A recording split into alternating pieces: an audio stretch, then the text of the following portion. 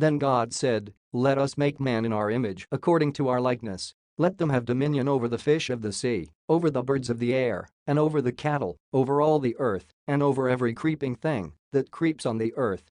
So God created man in his own image, in the image of God he created him. Male and female he created them. Then God blessed them, and God said to them, "Be fruitful and multiply. Fill the earth and subdue it. Have dominion over the fish of the sea, over the birds of the air, and over every living thing that moves on the earth."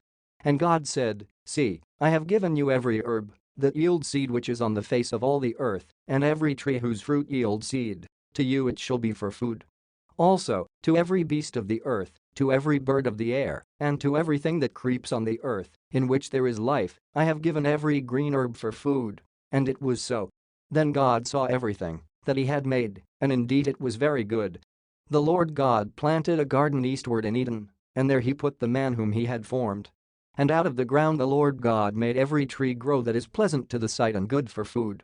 The tree of life was also in the midst of the garden, and the tree of the knowledge of good and evil.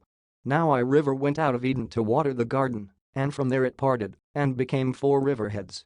The name of the first is Pishon. It is the one which skirts the whole land of Havilah, where there is gold. And the gold of that land is good. Bdellium and the onyx stone are there. The name of the second river is Gihon.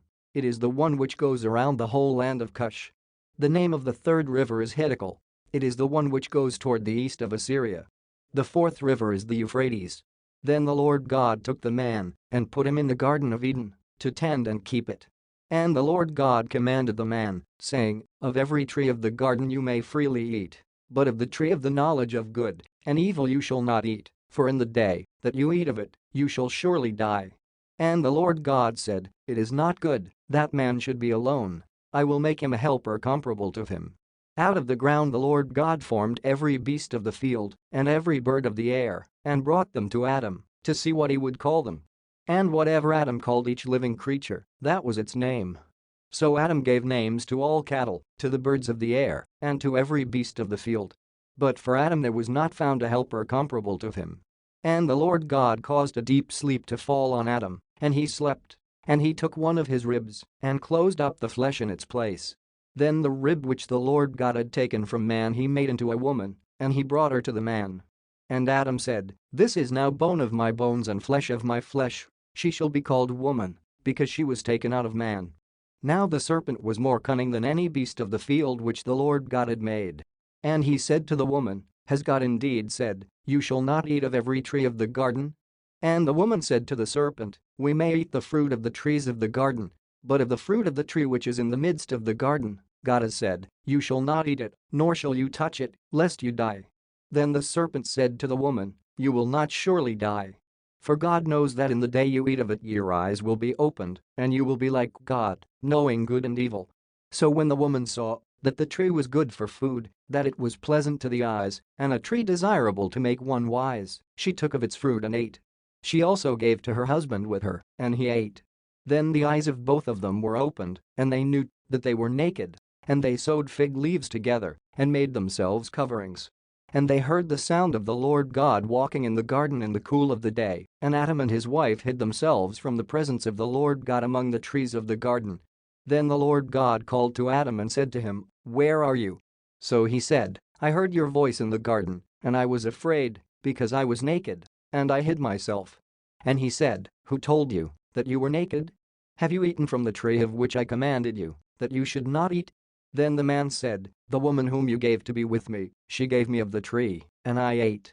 And the Lord God said to the woman, "What is this you have done?"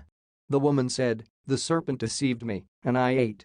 So the Lord God said to the serpent, "Because you have done this, you are cursed more than all cattle, and more than every beast of the field. On your belly you shall go, and you shall eat dust all the days of your life. And I will put enmity between you and the woman, and between your seed and her seed. He shall bruise your head, and you shall bruise his heel." To the woman he said, "I will greatly multiply your sorrow and your conception. In pain you shall bring forth children. Your desire shall be for your husband, and he shall rule over you." Then to Adam he said, "Because you have heeded the voice of your wife, and have eaten from the tree of which I commanded you, saying, 'You shall not eat of it,' cursed is the ground for your sake. In toil you shall eat of it all the days of your life. Both thorns and thistles it shall bring forth for you, and you shall eat the herb of the field. In the sweat of your face you shall eat bread till you return to the ground, for out of it you were taken. For dust you are, and to dust you shall return. And Adam called his wife's name Eve, because she was the mother of all living. Also for Adam and his wife the Lord God made tunics of skin, and clothed them. Then the Lord God said, Behold, the man has become like one of us, to know good and evil. And now, lest he put out his hand, and take also of the tree of life, and eat, and live forever. Therefore the Lord God sent him out of the Garden of Eden to till the ground from which he was taken. So he drove out the man, and he placed cherubim at the east of the Garden of Eden, and a flaming sword which turned every way, to guard the way to the tree of life.